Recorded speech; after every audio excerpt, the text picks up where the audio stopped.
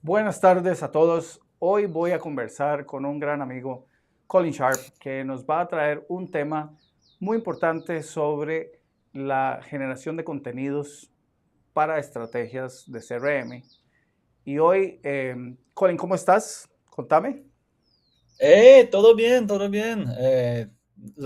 No sé cuándo yo voy a en español porque en la presentación va a estar en inglés, pero podemos comenzar en español. Sí, es muy importante para mí conectar contigo porque Sí. tenemos varios años de estar trabajando juntos y Ujú. una de las cosas que más me emociona hoy contarle a la audiencia es sobre esa generación de contenido. Vamos a pasar a inglés para que Colin se sienta más cómodo en su idioma Sí, natal, sí. pero quiero contarle a mi audiencia que este es un gran hombre que realmente vamos a poder extraer mucho sobre su conocimiento de la importancia de lo que yo llamo el plan de enamoramiento o el proceso de enamorar contactos, entretenerlos, enamorarlos. Así es que, Colin, toma el escenario y compártenos un poco. Let's switch to English first. So Okay. I wanna give you the stage, Ujú. and and first let's talk a little bit about you and how you ended up creating copy, creating content, and working so hard in this new era of technology and copywriting. Um, well, a little bit of background about me, and before I met Andres, I graduated from Georgia Tech, where I studied the intersection of storytelling and technology, which is becoming increasingly relevant now, and as we see these two areas sort of merging together. From there, I've worked for over a decade in writing and content strategy, but 5 years ago, I set off on a grand adventure. I left Atlanta and came down to Costa Rica, where I teamed up with my gran amigo Andres. We worked for about 18 months together, intensively on a project we were both very passionate about. And then time, kind of took us our separate ways from that project, but we've never stopped working together, never stopped collaborating. And it's really exciting to be able to be here online and kind of taking the next step and sharing a lot of what we've learned over the course of the past 5 years together and over the course of both of our decades of experience in writing content strategy and using the inbound methodology. And I am very privileged. I have a privilege of getting to know you in that phase where most of our questions are where we both have the same questions. Like, how do we convert? How do we engage people? How do we convert them? How can we, get this conversation going? So, thank you for that. Telling us a little bit about you and how we got to know you. So, let's rock and roll. All righty. Well, I can take it from here. Um, so, as you guys know, and Andres, feel free to pipe in if you have any questions or comments to add on. But we'll get through a little bit of an introduction to some of the topics that we're going to be tackling next week at our summit, Inbound. Andres, did you want to mention that beforehand, or should we talk about that after? Well, we are going to be doing a summit next week, and calling it's part of the speakers and in the summit, definitely. And one of the things, let me put the slide there.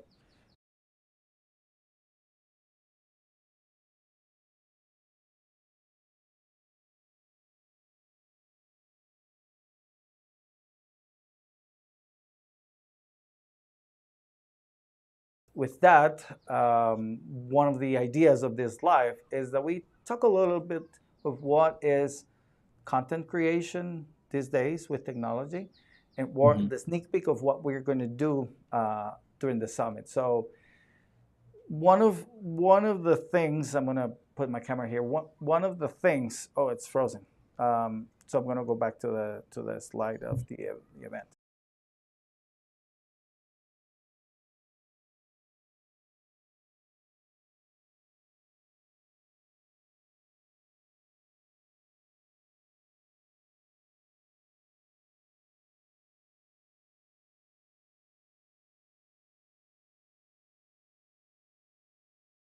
basically just content from our perspective, from what we want to say. It's always content of what the people need, how we're Hmm. going to solve their problem. And so basically, in every implementation, every CRM implementation I've done in the past, this was a key component of creating those conversations, creating those um, that engagement, right?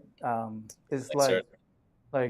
hopefully we can discuss that today. I saw a little bit of that in your slides, but it's kind Yep. of getting into a relationship, getting to know another person. That you're not going to ask that person immediately to become boyfriend girlfriend. Mhm. It's a process. So that process, that engagement process, which I call plan de enamoramiento, Mhm. and I know we both have worked on plan de enamoramiento a lot. Mhm. Is the key. Is what has helped this formula to Mhm. to skyrocket all of the implementations I've done in the past.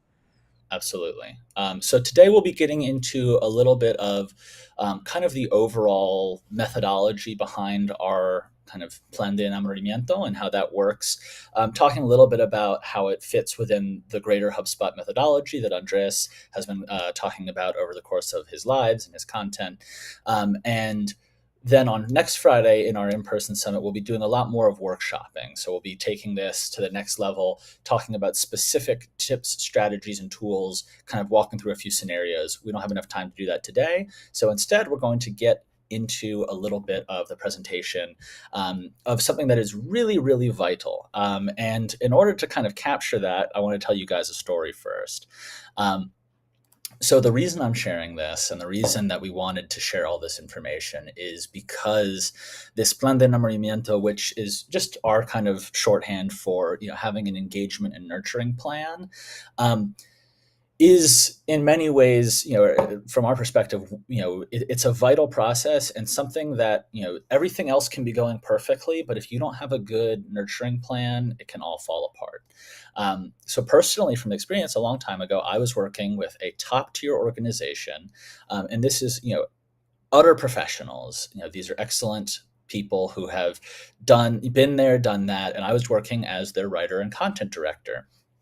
And we were implementing the inbound methodology, and we had it all. We had everything you could ask for. We were writing hundreds of blogs a year, one for every single day, and then some. We had budgeted tens of thousands of dollars of ad spend and brand awareness per month. We had publicity articles in the New York Times and the Washington Post. We had and numerous other publications that were covering us. And our product was unlike anything else on earth. This was a groundbreaking new product. And really we had everything. We had everything except for results. We, for all of our efforts, for all that you took incredibly talented people with decades of experience, and we were putting it all together, for all that we searched and changed and fought with each other, and all thought that we were going to lose our jobs, we were not getting results. And we just couldn't quite figure out why, because we had all of in terms of what you look for when they say, oh, you want blogs and you want coverage and you want publicity, we had all of that, but we didn't have a lead nurturing strategy. And when we finally implemented a lead nurturing strategy, a version of our plan de enamoramiento, we started getting smart about how we kept in contact with our prospective customers and maintaining a relationship with them. And in just a matter of months, we doubled our incomes from these projects. The product was flying off the shelves, and all of a sudden, everything had turned around, and we were sitting on Easy Street. Um, and it was all because we had implemented this strategy of engaging our prospects and our prospective customers with, and creating a relationship with them even before they had purchased. That's why this matters. You can have everything going for you, whether that's press, publicity, budget, brand awareness, but if you are not creating a relationship with your customers, all of that means nothing. Um, and that's why this is so important to talk about.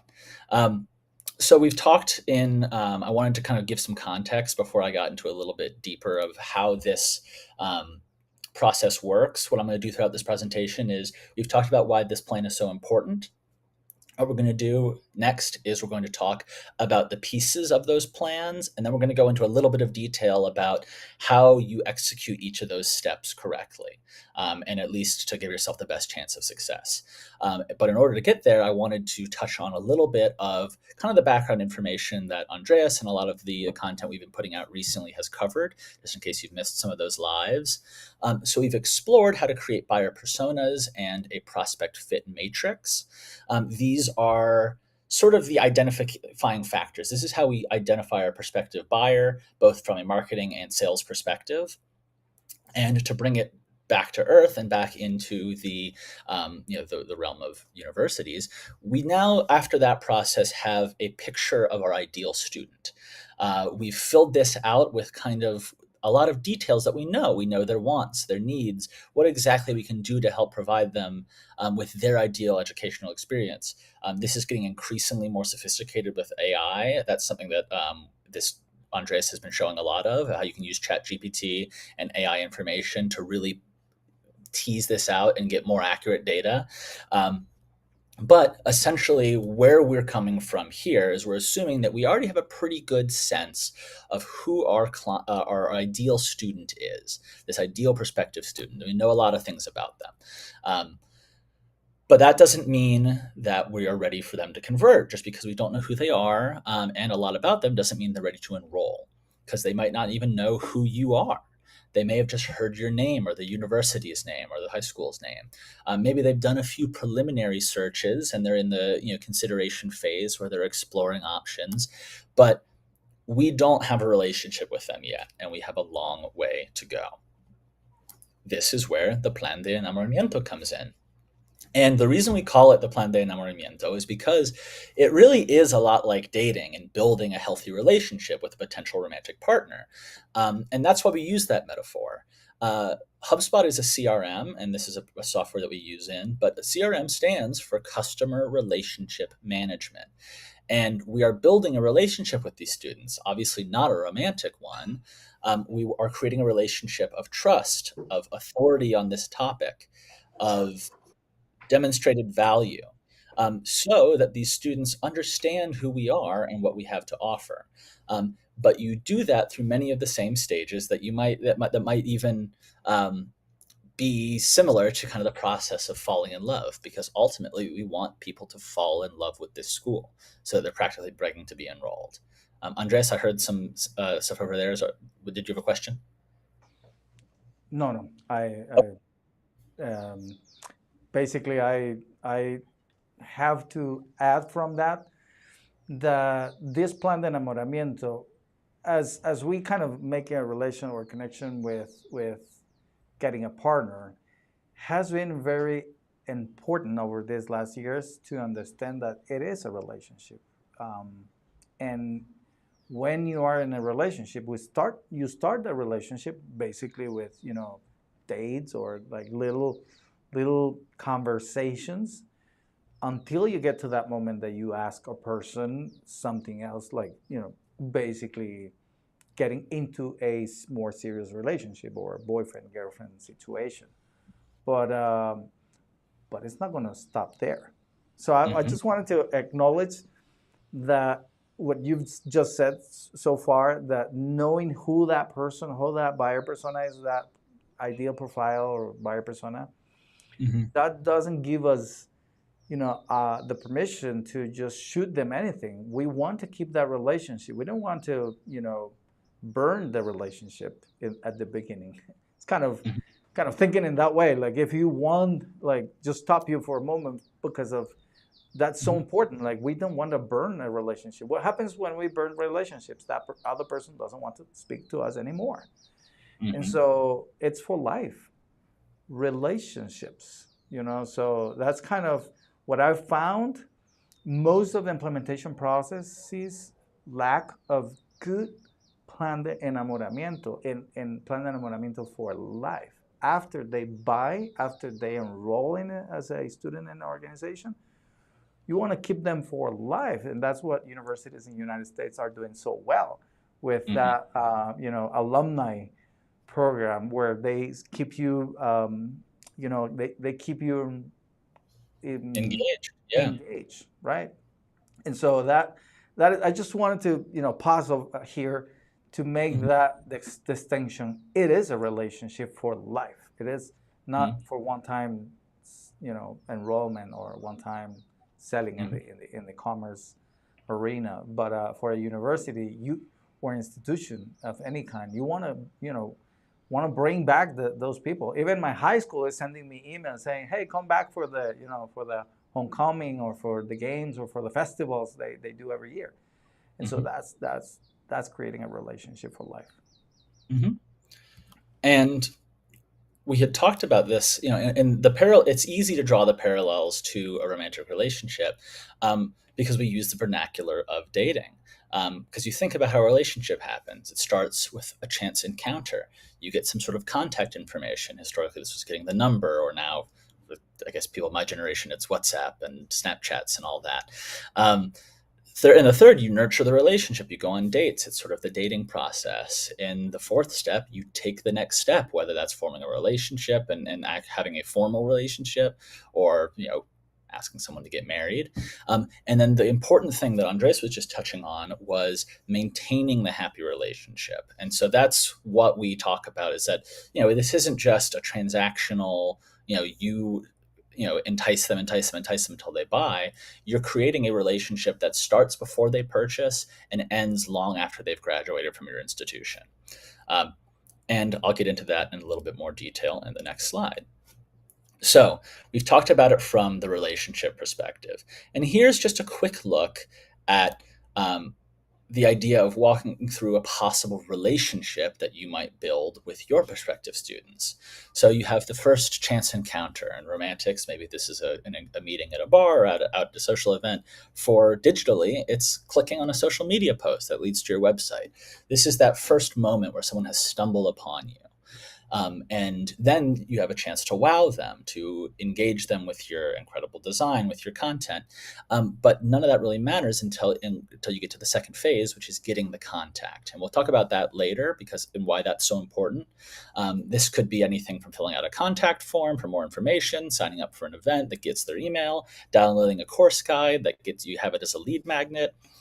All of this is kind of this process of how do you turn these chance encounters into something with the potential for something more. Once you've gotten that contact, you are nurturing the relationship.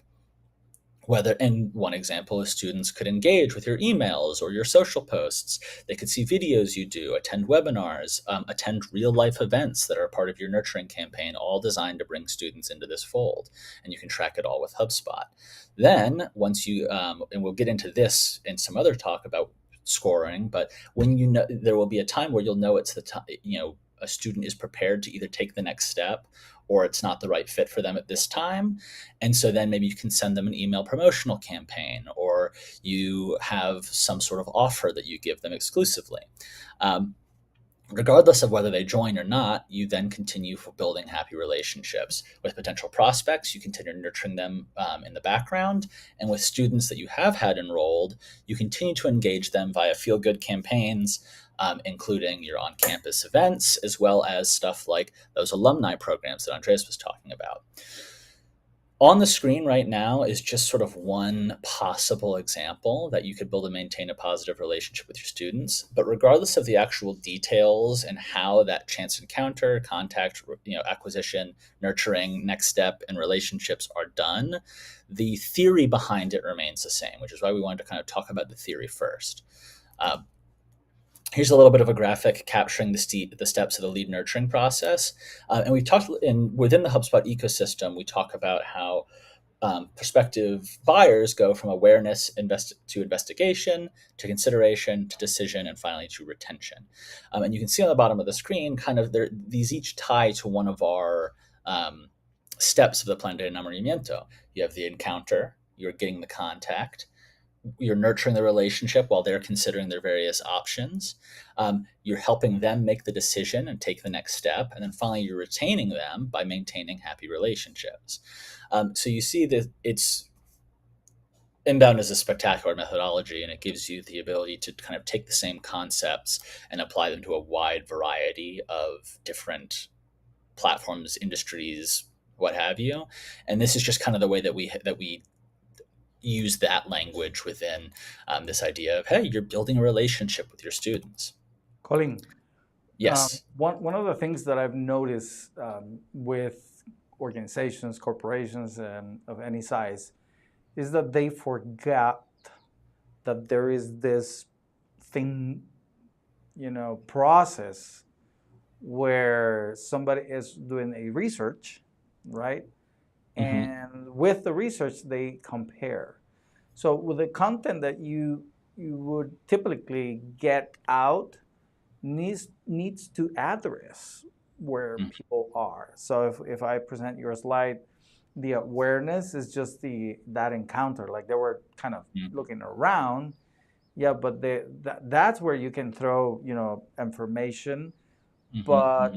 but it's not basically. I mean, that's my point. Like, how do we draft content for every stage? Because at the stage number one, when they are just looking around, Hmm. if you start selling your institution, if you're just like, instead of getting them, like, why are they searching, why they want to study as this first time student, like if they're coming out from high school and researching universities, are these students coming from a negative experience from another institution and wanting to know more about another career because they didn't like the first career they chose? Like, Hmm. where they are, it's very important. So it's important to grab them with the questions they're asking, like asking Google, of course. With AI, we're going to see in the summit that you can create ideas or generate ideas for where they are in the journey, like in this journey.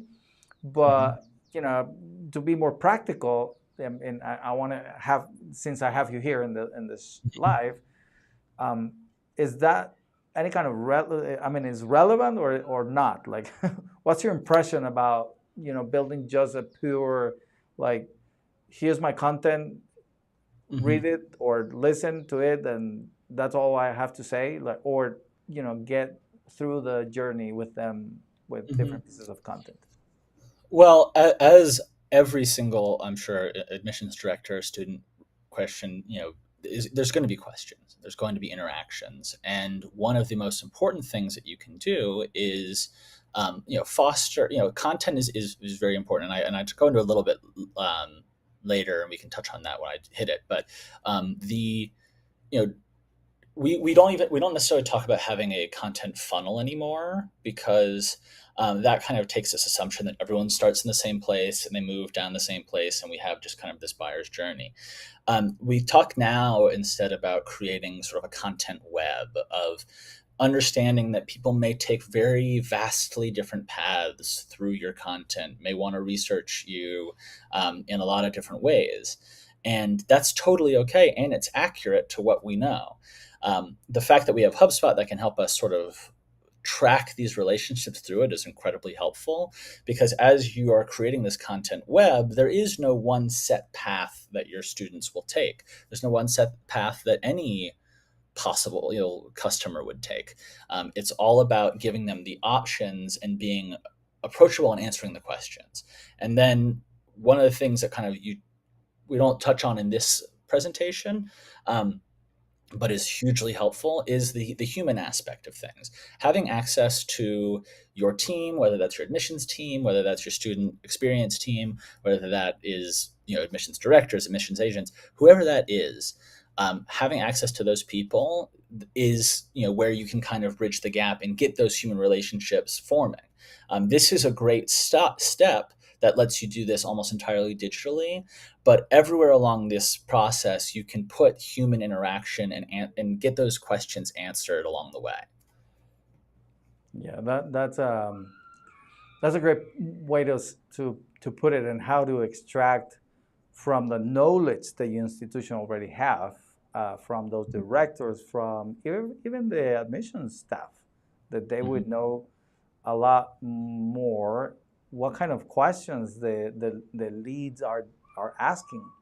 And so, as Hmm. you say, like having a CRM to store those questions and the answers you gave, it's so Hmm. valuable because it's no longer a very linear way. And Yeah. I like how we teach this linear way Hmm. that you brought us today with the presentation, because I teach about this. I teach about how, in a sense, yeah, it's linear, Hmm. but as you're saying, like they might be far advanced in there in that line We have a behind. great slide that actually shows this. I'll switch over to it. Um, that kind of talks about how, you know, these are from our friends over at Zebra. This is sort of an example of how this can be a very winding, complicated process. It's fun to look at it and imagine that it's just 5 steps and you can just check people off. But humans are complicated. Information is complicated, and in reality, it ends up being something sort of like, this stranger where they go to a website, they can download an ebook, they're reading testimonials, marketing emails, and announcements. You're tracking their process as they learn more about you, as they visit the blog, you activate remarketing. Maybe they follow you on LinkedIn or register for a webinar. Um, they can visit the blog, messages. These are all these different ways that people can slowly make their way through a process. And, this journey of this person from a stranger to a promoter who has, been a success story, has gotten an upsell, gone totally in, talked to their friends, and, now all of a sudden they are your number one fan. Um, this is just one possible way that you could trace that path. And fortunately, we don't have to do this all by hand. That's where HubSpot comes in, and that's where we can look at these things in aggregate. But it's important to remember, as we are, using these technologies and methodologies to simplify our relationships, that we understand that the actual unique journeys our, prospective students are going through are entirely unique to them. Yeah. I want to give credit to Hector Lascar and my dear Hector Lascar, my dear Mhm. friend from his company Zebra, or Zebra in Espanol, who provided us with this slide on our last mastermind. And Mhm. it's very interesting, Colin, we've been discussing the slide that Hector shared with us, Mhm. how it is not linear anymore, but it's in this kind of web system, and it's good to be prepared. So Mhm. that's if people only take this from this life, like if they only understand that, and that we have to create content for every single kind of turn, um, Mhm. I'm just super pleased. But the reality is that really we need to understand that we need to entertain people. It's not about us. It's not about what we want to show them there. It's more like connecting with them. Let's let's put an example. Okay. Do you Dating. have a Dating. yes? Like if I'm out of my, it's out of my leagues to date, because I've been like almost 20 years married. But you can, although you have a girlfriend. But um, for those listening, if I go out into a bar and I get to know someone, a nice conversation with a woman, and she gives me the phone number, right there, I would have, if I have some interest in that person, I basically would say, hey, it was nice talking to you. I'll text back, and I'll make sure that 2 or 3 days down the road, like I continue to text to continue that relationship. But I'm not gonna start saying like, hey, remember I told you about, I like to go to the gym and do some weightlifting. Would you like to come with me? That's not how you engage a person. That's not how you start a relationship. Like pushing other people what you want. It's Mhm. like knowing exactly what they want and talking about what they. So instead of saying like, hey, would you like to go with me to the gym and do weightlifting? I would say like, I heard the other day that you were saying that you love so much, bicycle rides. Like I have my old bicycle. Would you like to, do some bike ride this Saturday? So Mhm. that's kind of more like understanding them and working on their needs instead of our needs. So it's Mhm. kind of, wherever they are in that little web, like in this journey, like we Mhm. will have to be detectives, if you want to think about that. Like we would like to give them the information about the school, about the major, about the course, about the PhD, doctoral program, whatever it is, about the school, about the support that the school gives, about professors, I don't know, students that has won awards, that has gone to good professions and being successful in those professions. Like, you would like to give them, information if they're in the consideration stage. You would like Hmm. to give them different information if they're considering the university facilities, other stuff like Hmm. support for students that are, slow learners, any kind of other information. They're not really listening to all that stuff at the beginning, at the awareness stage, Hmm.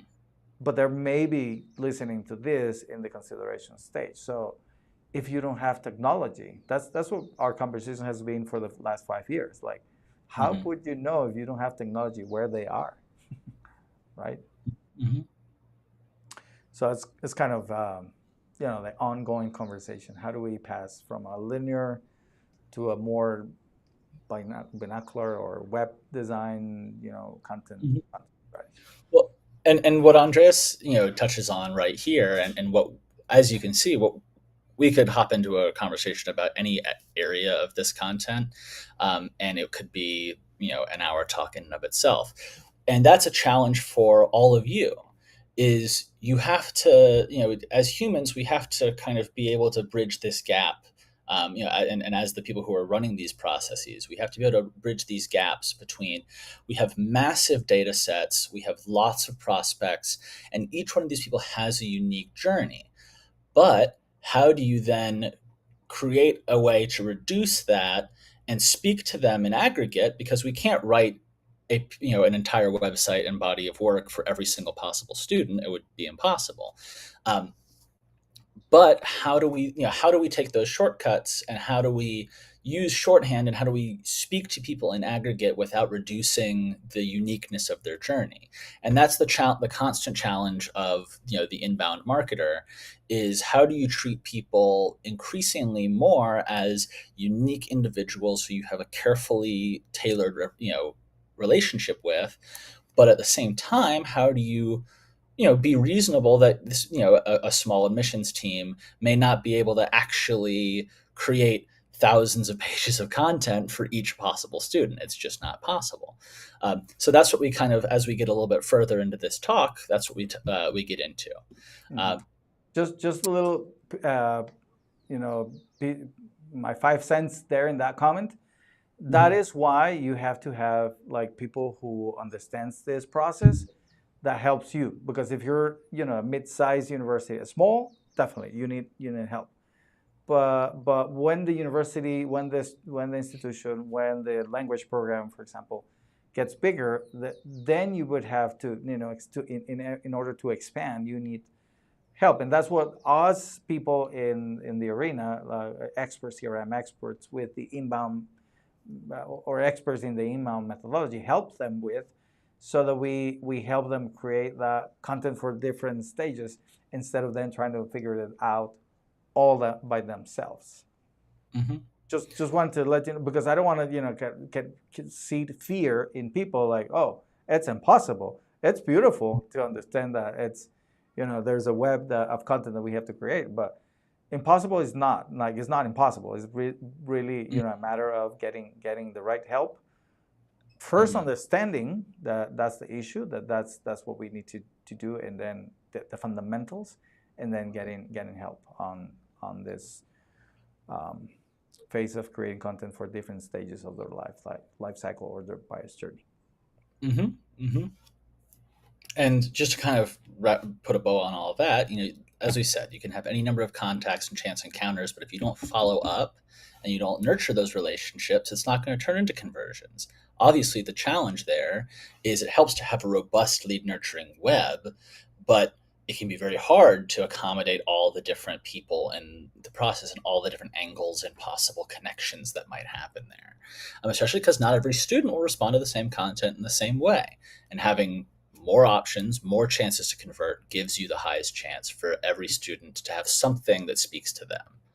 Um, and so this is why we talk about targeting each area of the buyer's journey. Um, we got into this a little bit. The way you speak to someone who is searching for schools in general is very different for how someone would would search, how you would speak to someone who is comparing various different architecture programs within a certain price bracket. Those are two very different conversations, and you need to be able to have them. And if you want to scale, you need to have a version of those conversations ready through your content for students to tackle ahead of time. Otherwise, they're just going to be bombarding your your admissions agents or your team with thousands and thousands of questions, or more likely, they just won't feel like they know enough to trust you. Um, the key is this point. Everyone's going to want slightly different content and have different questions and objections, but they all want to feel spoken to and understood and cared about as a person. And if you can do that, that is the key to lead nurturing. We're going to get into some of the details and how you can go through all the steps beforehand in a little bit. But if you can make all of your students in some way, despite their differences, feel like you have something for them and that they can feel spoken to and understand it, then you've already won. We've talked about why lead nurturing is so important. And now I want to touch briefly on how to excel at building your lead nurturing web. Andres, would you say we have time to hop into this, or should we? Because I know that we were scheduled for 30, but I can keep going. Sorry. I think this topic is so important that if our viewers need to go, that's all right. But let's continue. Let's rock and roll. I think it's so important that what you're gonna say. Like, these are our tips. Like, Mhm. you've shared this with me before, and I understand that you're gonna share very important tips for the people, so that if they can't attend to one of our webinars or one of our masterclass, or even the summit that is going to happen next week, these are Mhm. going to be very valuable for them. So if they can stick around, I think it will be important. So you're free to Awesome. stay and continue to learn from our good friend Colin. Excelente. Well, for those of you still with us, thank you for staying. And let's talk a little bit about how to excel at this process. So we know that building a lead nurturing web is important. We want to make sure that we can do this as efficiently as possible. And we want to make sure, most importantly, that each step um, along that process, we are hitting kind of the goals and the objectives that we want to get to move that next process. Um, One thing that we do with content, when Andres and I are working and consulting with a team, is we make sure that throughout each of these that we have content that targets almost every phase, and then we kind of work on the great process of connecting them with CTAs, making sure that people feel like they can move from one to the other, working on the algorithms behind the scenes that make sure that we've got the right content getting in front of the right people. But in essence, we will talk about it as though it's a linear process, because ultimately, in your perfect student, they will follow something similar to this. So again, we're talking about this intersection of incredible complexity, but also simplification. And so I'm going to take a little bit simpler of an overview here. But obviously, the actual realities of how this might come to work take a little bit more time to focus on. So let's take a deep dive in each of these steps. The first is the chance encounter. No, you can't, obviously, and that makes sense. You can't contact a student unless you find some way to encounter them. They will not join your school if they have never heard of you. So our target for this phase is to generate many chance encounters and cast a wide net. And you can do that very well. One way that we tend to do it is try to create content that performs well organically. Um, these are blogs, social media posts, video content. This is where your buyer persona comes in, and we can tailor this process to our target audience using all the information we got from our buyer persona. This is how that all kind of comes together. Um, then, once you have content in this first baseline, there are strategies you can use, like using HubSpot's analytics tools, to start understanding, not only based on your theories of your persona, but also the data of your persona, which content is producing best. I, can produce good content. I've been a content producer for my entire career. And even for all that I've done, I have maybe a 60% chance average, 60% chance of guessing which things are going to perform well and which things aren't. And that's with all the data, all the analytics. And that's why we tell people that we don't we don't guess. We don't make, assumptions and then build an entire strategy off of them. We make educated guesses and we put a wide net out there so that we can then learn from the data and learn by doing. Uh, there's a way to jump over to our next part of the slide on ads and promotion spending. You can speed this process up if you have access to a budget with paid ads and paid promotion. You can you can do whatever you want if you pump money into it. And that's what we were doing with our big client way back when. But what we learned was that the best way to keep our return on ad spend good, rather than just kind of throwing money at the wall and seeing what stuck, was to wait until we had already found the content that we knew resonated with our audience. So this is where the analytics comes in, and this where it becomes a bit of an iterative process already. And Andreas talked a little bit earlier about how, we don't try and do guesswork. You're constantly learning and studying the behavior of your audience, because students change, times change, journeys change, and like what you need to put in front of people is always evolving. So we have the tools through HubSpot Analytics to be able to watch that evolution happen, but you also have to take action on it and continue to refine your content so that as you learn new things about your audience, you're integrating that and making sure that you speak to them in the right way. And like we said, you can spend as much money as you want on ads, but but it's going to be a lot more effective if you already know which content is going to perform well and which content isn't. Because promoting an article that people already love is going to be a lot more successful than trying to bump up something that people don't. Um, so next is the hardest part of the process, if you ask me, because we live in a world of impressions. We live in a world of quick content, of TikTok, Instagram. Especially for students, these are things that are quick. If it doesn't grab your attention in 15 seconds, it's gone, and you'll never find it again. Um, that's why getting the contact is so important. To use our dating metaphor, if you meet someone and have a great conversation in a bar at a social event, and then you leave and and you don't know anyone who knew them, and you have no phone number, then no matter how great that first conversation went, you will never take the relationship any further because you haven't gotten a form of contact. That's why in this next phase, our target is to increase your conversions so that a higher percentage of your chance encounters turn into contacts. So you see, we try to generate as many as possible, and then we try to turn as many of those into contacts as possible. And those are kind of the two numbers that we're working on with our content. Um, I use this methodology called the mechanism, which is something that I could give an entire other talk on. But essentially, your mechanism combines two things. It combines the unique needs that your persona has with the unique ability that you and your team and your school have to fill it. And that becomes the foundation of your marketing and sales message. It's not just about knowing their needs, because that's good, but it's also presenting the way that your unique school can fit those needs. And the harmony of that sort of defines your niche and defines the areas that you will be able to excel and where you truly are the most capable and qualified organization. A lot of times we run into problems where Andres and I will come into a company who has either focused entirely on their own product and they haven't really tried to understand what their customer wants, or on the other hand, they know what their customer wants, but they're targeting a group that's far too large.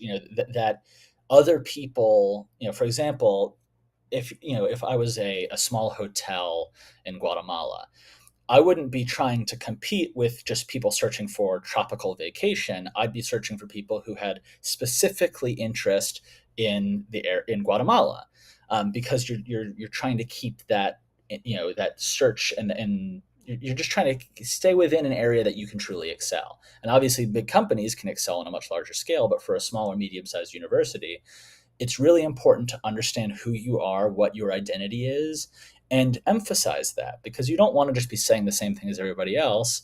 And you want to make sure that you are presenting the side of you that will resonate with your persona. And you don't have to do this, like, you don't have to say your entire mechanism explicitly every single time, but it should be the underpinning of your entire marketing message. Um, and why, I'll get into a little bit more why this step is so vital. So, Colin, Um, the mechanism, if I understand right, the mechanism is understanding the needs. It's yeah, part of the, like, step one of the mechanism is getting to know those needs. yes. So it's the combination of, so it's the needs that your persona has. So let's say it was someone who, I'm living in Southern California and I need computer repair. Um, but I don't have, I don't want to go to the Apple store because I've got an old machine. My need is, I need a specialist in computer repair. Now, a company who, there might be a million technological services, but only one that specializes in off market repair. The mechanism that that company would produce would, they'd say, hey, we specialize in off market computer repair. They're not trying to say, hey, come buy computers from us, because they're not an Apple store or a Best Buy.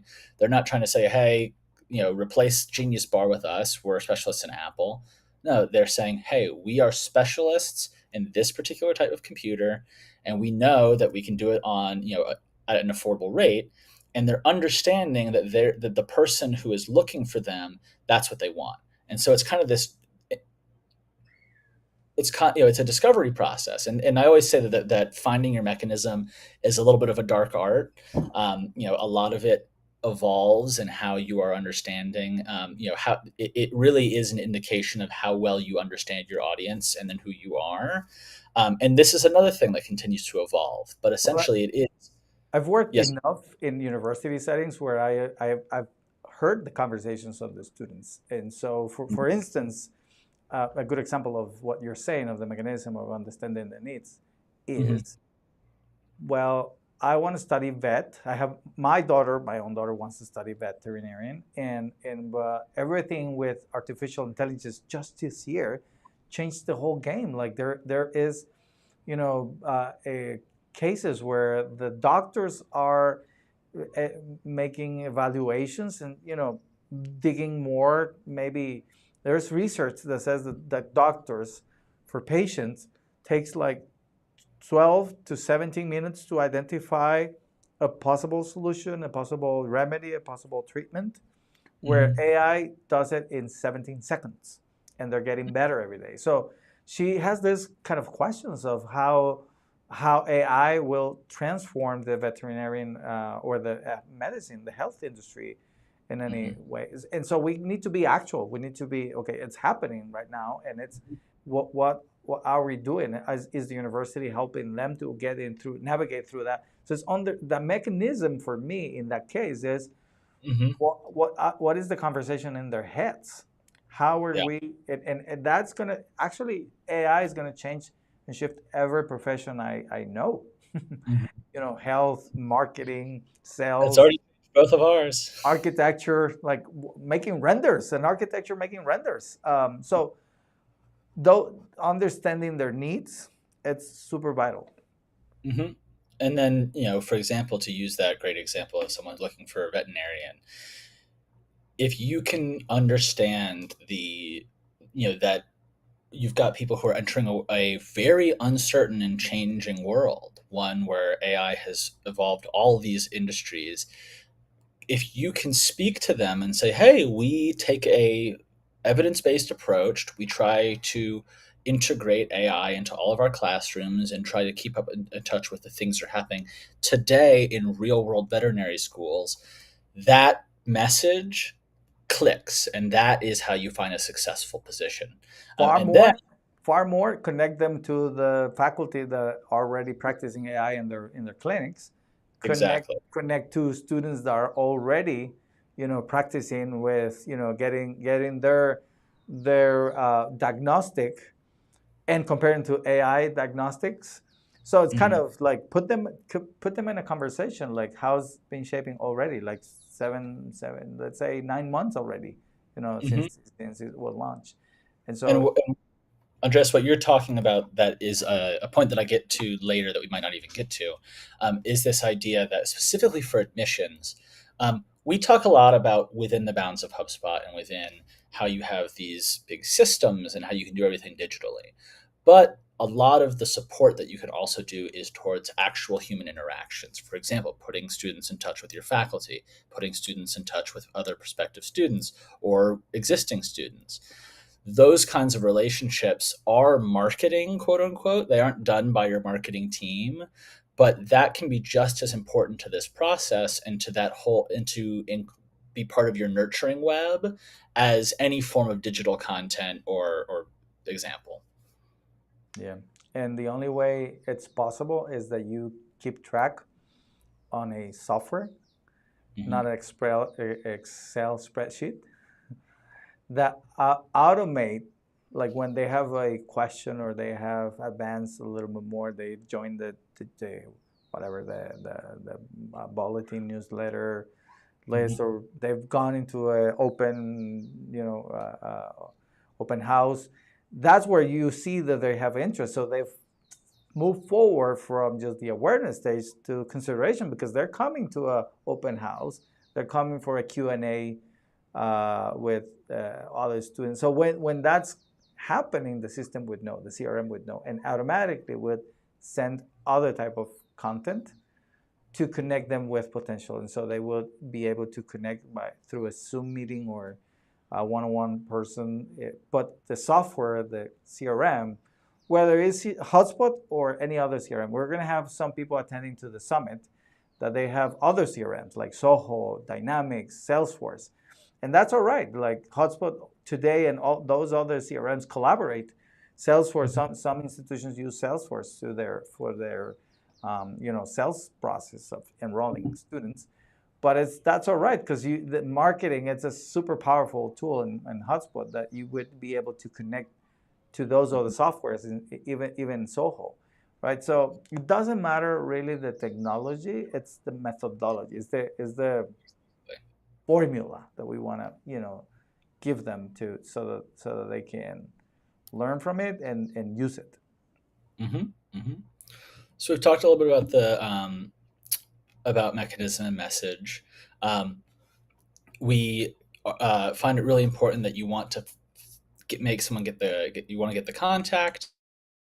Because if you correctly present that mechanism and you correctly anticipate someone's needs, then they will find you either interesting or trustworthy or knowledgeable enough to sign up and to speak with you further. And that's how you get, so we were talking about some things that you can do to kind of continue to address the consideration and continue to nurture on, a lot of times with your first impression and getting a contact, that won't be something that you can do unless it's an open house or something. That won't be something that you can do in person because the scale of this is just so large and people are so online now. So we can talk a little bit more in the future about lead magnets. I'm sure Andres has tripped on them. But however you do it, the most vital part of this chance encounter is to get a contact. And I say, no matter how many views, no matter how much read time, no matter how many comments you get on your social media post, the ultimate barometer of each of your pieces of content, especially stuff that's pushed out to be awareness, it should be how many viewers have converted to contacts on this page. How many, because that is that's the key. That's what unlocks the rest of the process. Without contact information, all the effort that you put into that chance encounter, whether it was social media, blog posts, videos, it's in vain. Someone might come back or they might not, but you have no way to reach them. They are functionally lost. So the key here is trying to find ways that you can, that's through lead magnets, which are kind of PDF bonuses and gifts that you give to people. If you've ever been on a shopping website recently, everything pops up and says, hey, 20% off, or hey, here's our newsletter.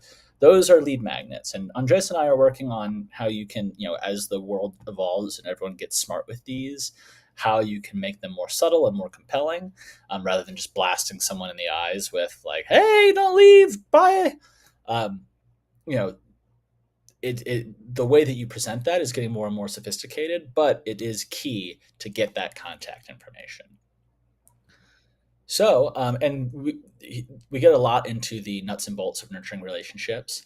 We've talked a lot about it right now, about how it's building trust, answering questions. And that's really what the goal is here. We've talked a lot about the ways you can do it, but ultimately, you're building a relationship of trust and appreciation with your students. They should believe that you have their best interests in mind and are looking out for them.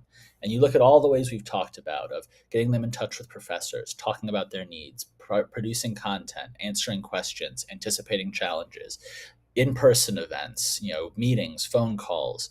The way that you choose to nurture and the way that you build your nurturing web is not going to be something that you start in the beginning and then just never adapt. It'll be constantly growing. It'll constantly grow more sophisticated, because a good thing is that if you build the systems right in whatever CRM you choose to use, they will be they will continue to work, they'll be automated, and then you can continue to add more and more sophistication and continue to refine them. Ultimately, our goal is to provide value, build trust, and answer questions. The way we do this most basically is through nurturing emails. We'll have a sequence that will just be a system of emails. But as we've talked before, the opportunities to nurture students are endless once you have their contact information. Um, our cadence is high. You go on especially in the early days, you want to keep talking with these people, because it's like the dating process. You've met someone, you're trying to build rapport. It's understood that after that kind of initial encounter, there might be a sort of feeling out process. So people, someone has received value from you, they're more receptive to contacts. In the meantime, and the whole point is that you're both trying to get to know each other quickly. You're feeling each other out to see if there's a future there. And that's how you should really feel about this. This isn't that it's not that every single student that will find you is right for your school. And I'm sure you guys all know that.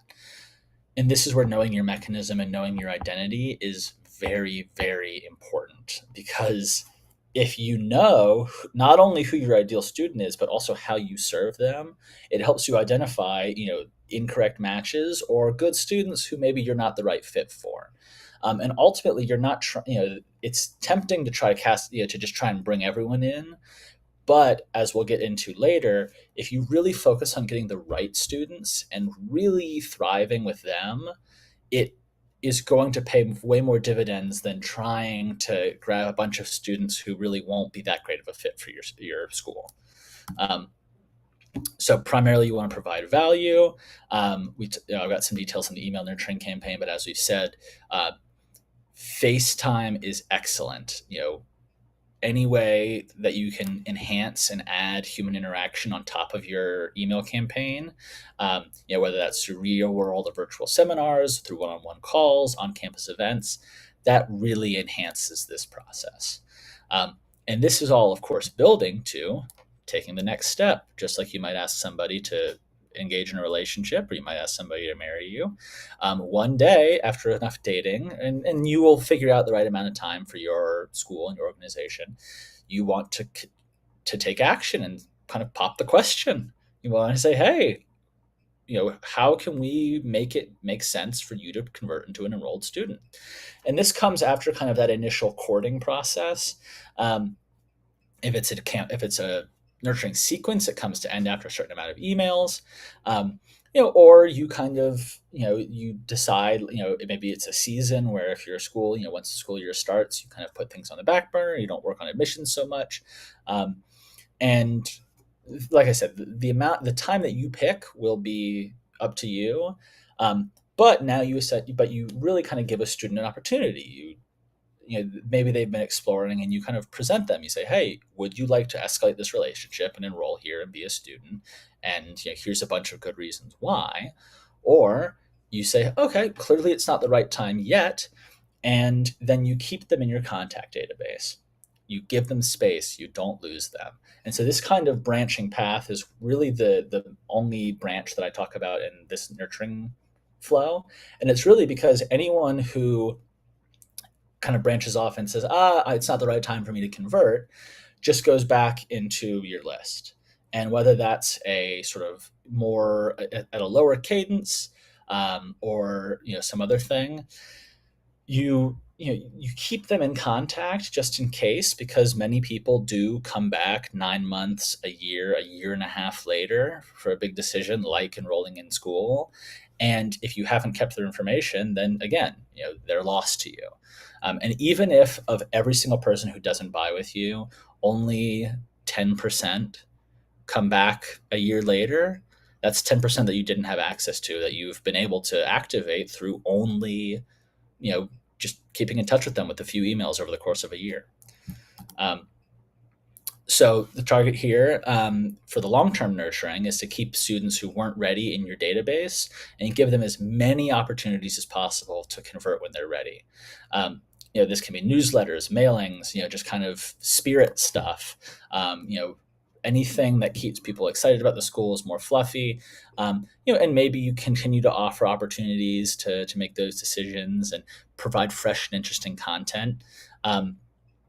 And some people are skeptical about this part, but this is actually very important to have your, some sort of backup campaign for the long term, because the whole point of this is understanding that, hey, our relationship may not have progressed yet, but maybe it will one day. And even if it doesn't, then we'll keep you on as some sort of promoter or a part of our community. And you can also use that email list for outreach campaigns, promotions, event announcements, so on. But for people who have converted, once they've enrolled, the goal is to turn happy students into promoters for the school. Now, this is a very, very complicated process, and this involves your entire student experience team. But the key thing here to learn is that once a student has converted and enrolled, people think that the role of your marketing and nurturing team stops, but it doesn't.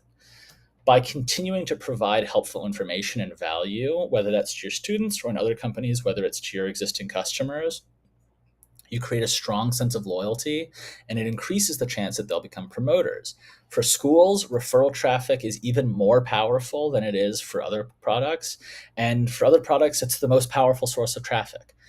It is the most valuable source of new leads. Every referral that you get from an existing happy customer or from an existing happy student will absolutely convert at a higher rate than any other lead you're going to pull in. And if you play them right, soon you're going to end up with more enrolled students, more happy students, more promoters, and the cycle continues. Yeah. So, Well, that was just amazing. That's the process, Colin. That's how it should be done. If that you're watching today, if you feel that this resonates, that this is a process that can be more connected, more human, more viable for your institution, we highly recommend that you get research inbound marketing, inbound sales. It's a new norm, right? Actually, with the digital marketing, and there's always in and outs. We're not done learning. It's a process that is constantly evolving. Like with the adoption of AI, it's just going to continue evolving, and there's no right or wrong, and you just need to understand the basics and start creating. But let me tell you, and Colin, correct me if I'm wrong. Like really, it all makes the difference when you start nurturing the people. Like when you do 100%. not, when you disconnect from that initial contact to the day you wait, they come back and they say, "Hey, I want to enroll." Like Yeah. it's probably too late. Like they're gone. Yeah. So how important is that? It's the most vital important. And just to bring it all the way back to the story that we told, and that Andres and I both lived through, you can have everything. Um, you can have a team writing a blog a day or more. You can be covering every possible topic. You can be getting, lots and lots of web traffic. You can be getting, you could have tens of thousands of dollars per month on ad spend and still see absolutely no results. And then the moment you put in lead nurturing, the moment you activate this idea that rather than just treating people as hits that may one day turn, kind of we'll roll the dice and see if they turn into clients one day. Letting them kind of take their entire journey of consideration outside of our relationship, you're not going to have any success. But if you are there as a trusted resource, as a trusted guide the entire time, and you're not pushing too hard, you're trying to be considerate, you are trying to learn about them as much as they're learning about you to find if it's a good fit. If you do that, I mean, that is what unlocked success for us. Nothing else did. Um, it was night and day, and that's like I said, that's why I was thrilled when Andres asked me to come speak on this, because it was such a stark, noticeable difference.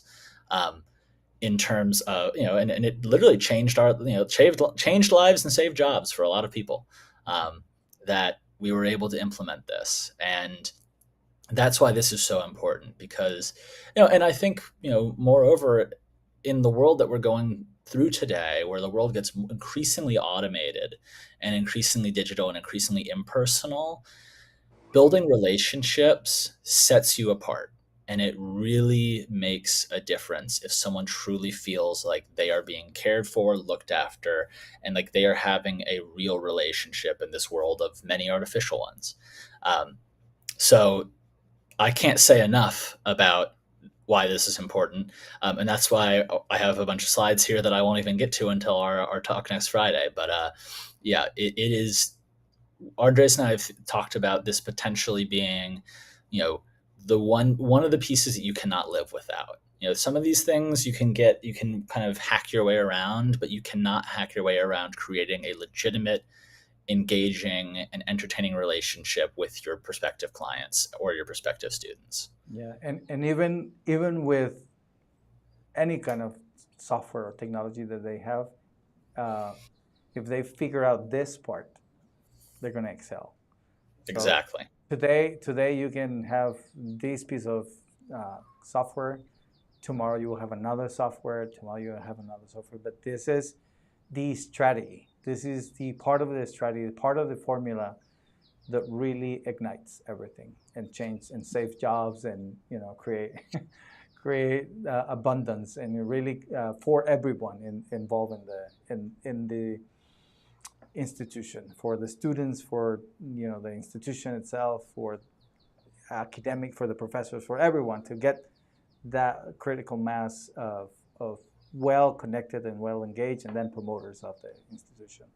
Thank you so much, Colin. Thank you, Thank you you very much. guys, for attending and staying all the way to the end.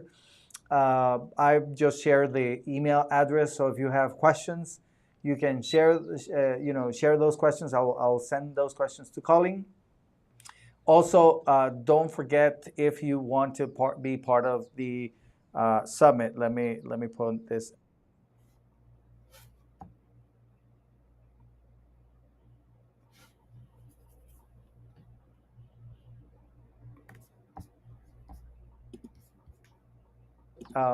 We will be there September 29, September 30.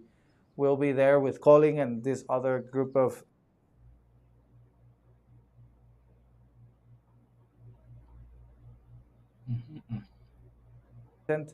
We also have a very important guest, Dan Tyre from the company Hotspot, who he is going to be speaking of the modern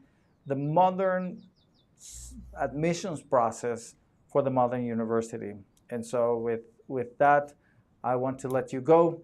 Thank you, Colin. Thank you so much for this time this afternoon. Hope to see you next week and to connect with everyone next week on the summit. Have a great day. Hasta luego. Goodbye. Ciao.